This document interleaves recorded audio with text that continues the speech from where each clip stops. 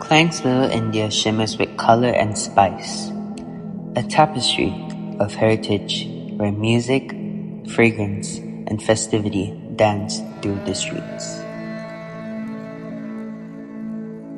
Klang first emerged as a vital trading port along the Klang River, attracting merchants due to its strategic location. The discovery of tin further accelerated its growth, bringing in resources, labor, and economic prosperity. As trade flourished, institutions like the Chartered Bank were established to support the booming economy. With its rising importance, the British declared Klang the state capital of Selangor, marking a new administrative era. Under British rule, the town saw the construction of colonial landmarks, civic buildings, and transport infrastructure that reshaped its urban fabric. Its neoclassical buildings stand proud in vibrant hues, arches, and columns painted in pinks, yellows, and blues, blending colonial grace with the joyful spirit of Indian culture. The Sultan Abdul Aziz Royal Gallery is a prominent colonial landmark showcasing neoclassical design with grand columns and arched openings. Once an administrative building, it now preserves art and heritage at the heart of Klang's historic core. Chennai Silk Palace sits along one of Klang's busiest commercial streets, surrounded by continuous urban activity. The sun rises in the east, moves across the south, and sets in the west.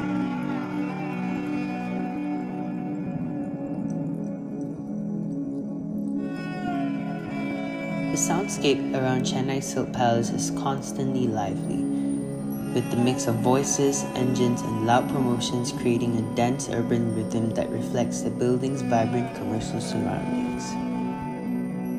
As for traffic flow, peak congestion occurs around 7:30 to 9:30 in the morning and 5 to 7:30 in the evening, with heavy vehicle flow, deliveries, and pedestrian movement slowing access along the busy commercial street.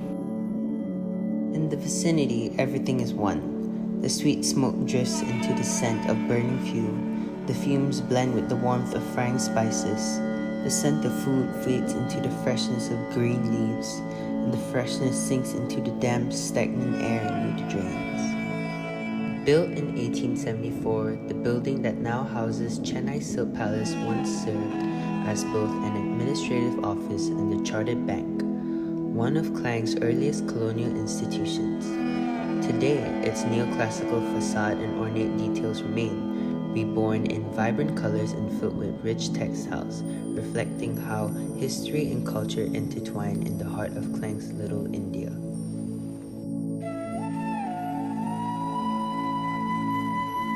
The kolam, drawn with rice flour, welcomes prosperity and life, inviting even ants to share in its harmony.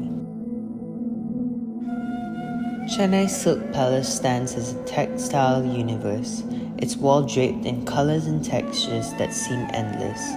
Silk, chiffon, cotton, and brocade, flowing like rivers of tradition and trend. The ground floor shimmers with fabrics and accessories, from gleaming bangles to embroidered lace, while the upper floor unfolds into a labyrinth of even more textiles, soft, intricate, and infinite. Beside it, a cash and carry store hums with daily bustle, bordered by a parking lot where stories of trade and culture meet under the Klang sun.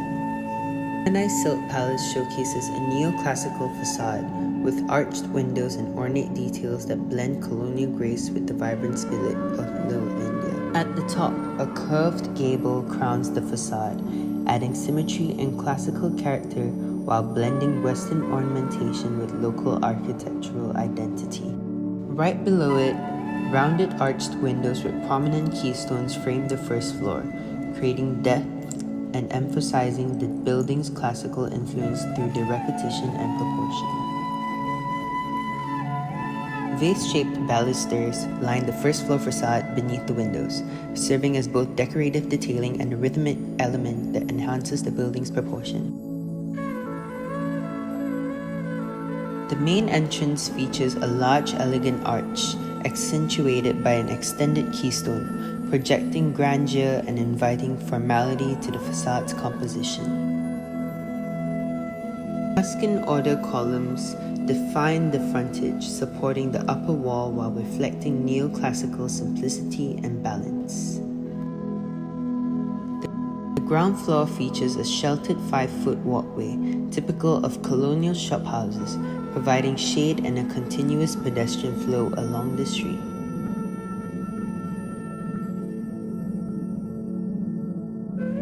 The front-facing veranda acts as a transitional space between the street and the interior, offering shade and visual depth.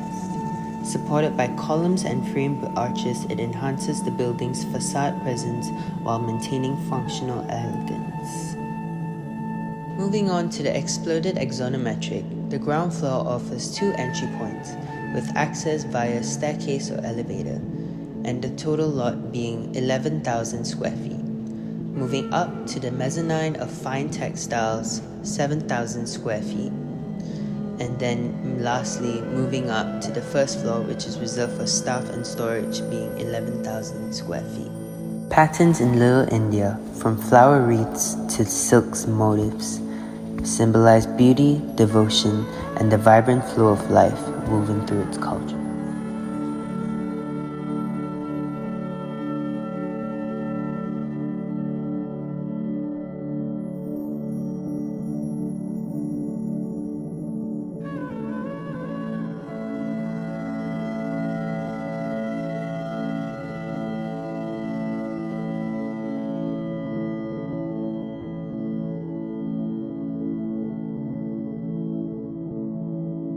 It's not easy to join this part all. Once one sari finish ready means one change, take 2 days.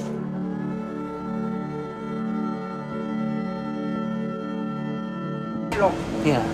So the sari very important for me. All wedding sari is not simply one time, 2 time wear, then simply cannot go.